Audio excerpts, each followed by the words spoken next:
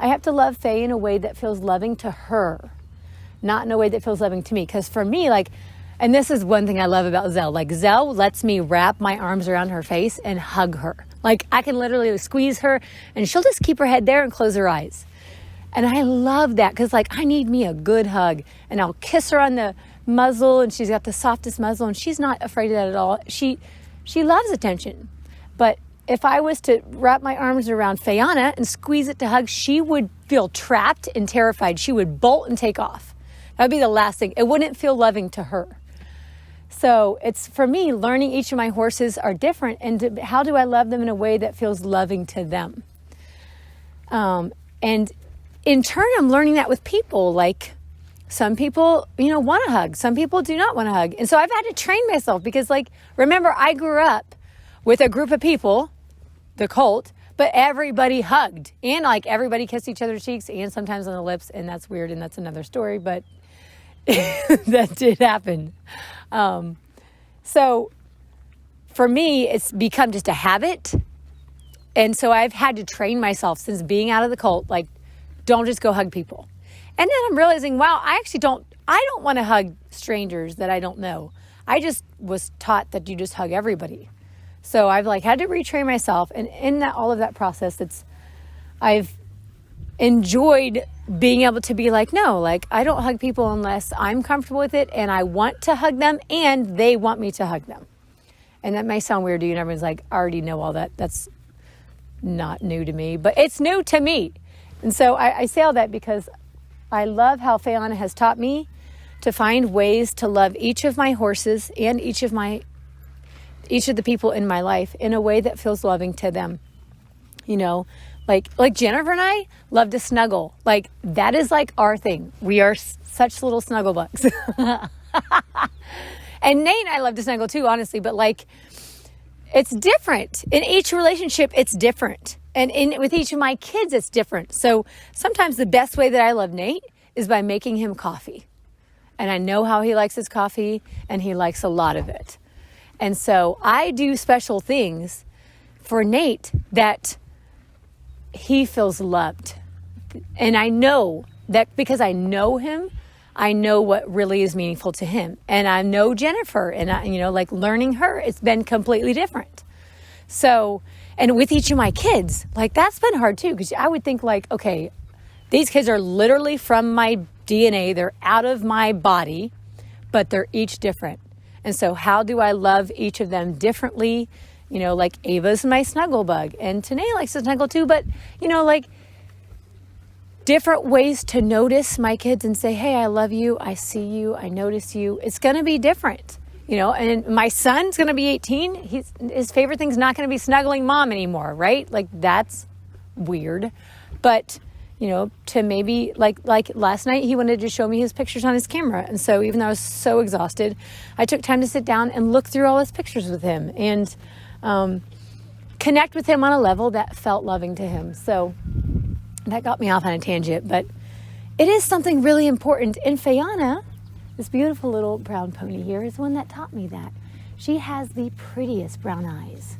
You guys, if you look at horses' eyes, hers are my favorite. They're very big, and they're very sensitive, but they're very inquisitive. And she just always has this look in her eyes. It's like she wants to connect. It's beautiful. She's asking, but she's also like, don't fuck it up. And I know it keeps me on my best behavior. Don't fuck it up, Abigail, because these horses give me gifts every day. Their relationship is a gift to me. And so don't fuck it up. And when it comes to my kids, like, I'm trying to get better at that. And that's one thing, like, I hate that sometimes as a mom, I can get so caught up and busy in life and all of the things that has to run a household and to run a family and to keep things going, and especially with trying to keep things extra clean and on this rigid routine right now, like, I can just get so stuck on the task that, I miss these opportunities, or like, I'll just fuck it up a moment. And thankfully, like, my kids don't spook and run off to the far corner of the house. But I do know that, like, it's just as important for me to be able to make sure I'm loving each of them in a way that feels loving to them, and, you know, not taking their relationship for granted. Like, it's a gift. Just because they're kids doesn't mean they have to love me. It doesn't mean they have to trust me. And I think especially I'm becoming more aware of it as my kids get older. You know, like my son's, he's graduating next month. He's going to be going to college probably this fall. And hi, Zelle's right in front of the camera. She's like, I want full attention. Everybody look at me. Here I am. There you go, Zelle. She's the mascot. She's the podcast mascot. It's true, baby. We love you. But also for me, like, you know, I'm just realizing that, you know, my kids are growing up and they're going to move away. And I want them to, honestly. I'm not the parent that's like, everyone stay right around me, please, or I'm going to die. Like, no, I want you to spread your wings and go. Now, check back in with me, because I'll probably be crying up in a ball once Jaden goes off to college, because he wants to go far away. But I also feel like I want them to go explore and do fun things. Please do not stay here in Missouri. I mean, if you really want to, that's fine. But go explore. Go build your life in wherever you want. And so I'm realizing, like, they're not obligated to maintain a relationship with me. They don't owe it to me just because I birthed them from my body. Like, it's a gift if they want to stay connected to me, and I don't want to fuck it up.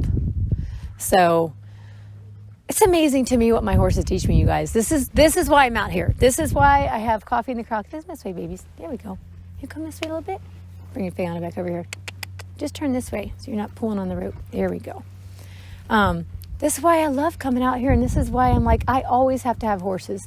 Even if I had non-rideable horses, and I didn't use them for any of my lessons or anything, I still have to have horses, because they were what teach me about life. Such important lessons. Here's RaeAna. She used to never let me touch her ears. She never let me near her face. So I'm standing here now, and I'm touching her ears, and I'm rubbing her forehead. And I have to go soft and slow in a way that feels really good to her. Oh, she just breathed out, like, you know, like Zelle likes me to rub really hard all over her and give her good scratches. But RaeAna, I have to go soft and slow. She never let me near her muzzle. It's still kind of a scary place for her, but look, she lets me touch the tip of her nose now. That's so good.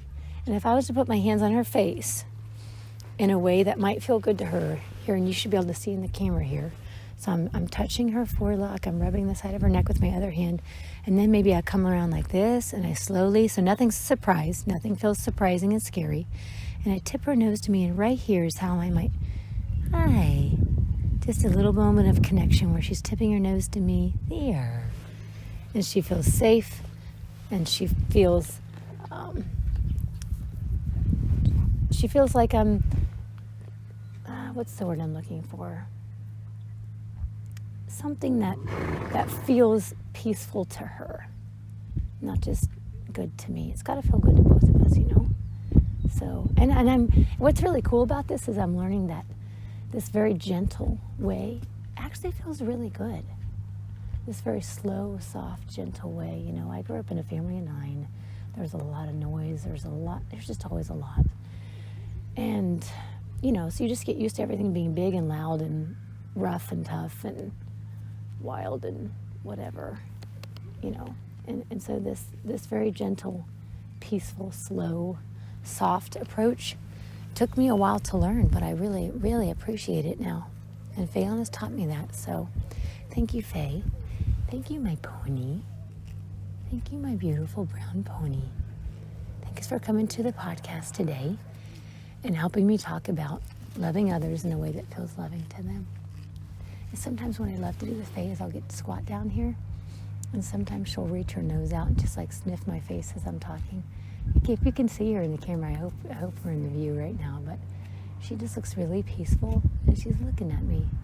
She looks happy. Yeah. And this is, you know, this is such a gift.